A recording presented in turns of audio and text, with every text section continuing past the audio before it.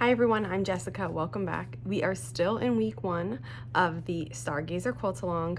I just shared a video showing you what fabric I'm using and how my 9 patches are looking so far.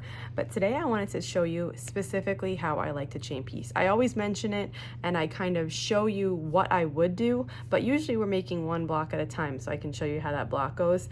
Today I have my little pieces, my segments, my A and my B segments cut for this quilt, and I'm ready to chain piece in 9 patches. So let's do that together. Once I cut my segments from my strip pieces, I don't handle them a ton. I'm trying to be really careful because if these, you can see it better on the black side, but if these start to separate, it will like unravel your whole little segment. So once I cut them, I kind of start piecing them right away, and I try to be gentle with them. I have, so here what I'm gonna do is I'm gonna take one segment A and one segment B, and I'm gonna sew these. Since I don't press these, when I'm putting them on top of each other, I'm making sure the seams nest with my fingers, and you can feel when a seam is nesting and you can feel when it's not. So that's something, like I always say, try to get really comfortable doing that.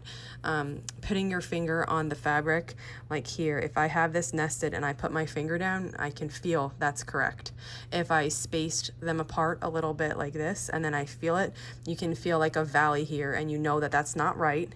And then if you put it, overlap it, you can feel how much thicker it is than it should be. So I always recommend to people to practice that. Do that a bunch of times. Feel what it feels like to be perfectly nested.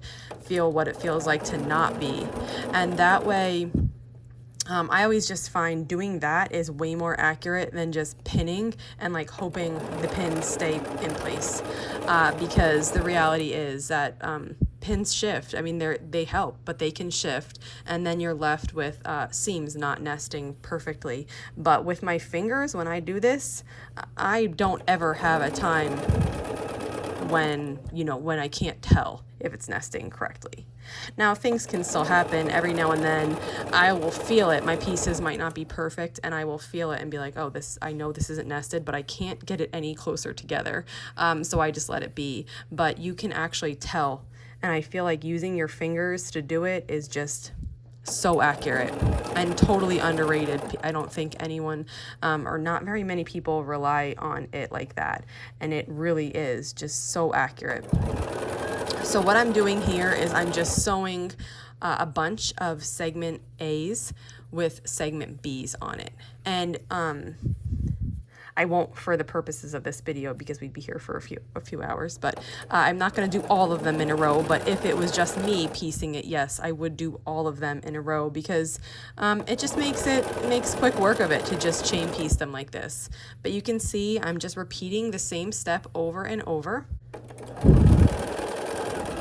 At this first step, when you're putting these two segments together, there's not a ton to think about here. The segment A can be in any direction, and the segment B only goes in one direction. So there's not a right or wrong in this first portion. Now, when we're adding the third column, there is a right and a wrong, because we want the yellows to be like on opposite corners. So that's one thing you have to pay attention to, but I'll show you that when we get there. So I'll stop after this one. I think you got a good idea of what I do. Now, after I did the whole chain, I'd cut the thread, and then I would leave this all attached, and I would just bring it back like this, get all my pieces, and then I would open them up one at a time, and I would start adding my third column. We are making the regular 9 patches, and we want those blacks to be in a diagonal like this. So I'm just gonna lay that on top. I'm making sure I have that in the right position, and then I'll start sewing that together. And essentially what we just did on this first one, that's what we're gonna do on all of them now. So I open it up, and I make sure my blacks are gonna make that diagonal, and then I'm gonna sew this on. And this takes a little bit of getting used to. If you're not used to having the threads be hooked, it feels a little bit restricting in the beginning because you're hooked here and here. So it kind of feels like, you don't have a lot of place to move.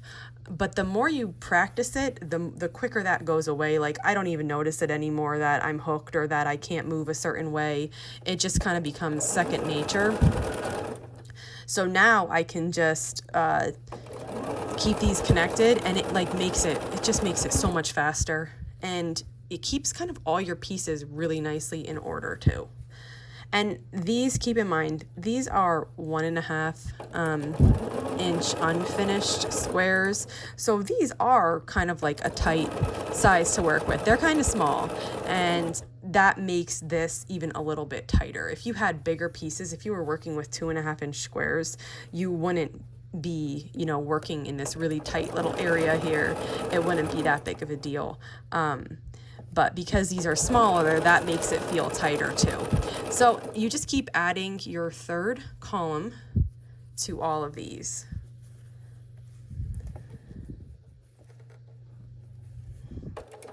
And again, you're making sure at each one that your black diagonal is going across the center so that you have your pieces pieced properly. And if you don't, you can use your seam ripper and just fix that, because I've done that quite a few times and it can be remedied, so no big deal if that happens to you and some of them get flipped upside down.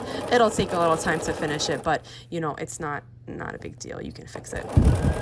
I'm on the last one now, and I'm just gonna cut my thread. I'm gonna show you what I'm left with.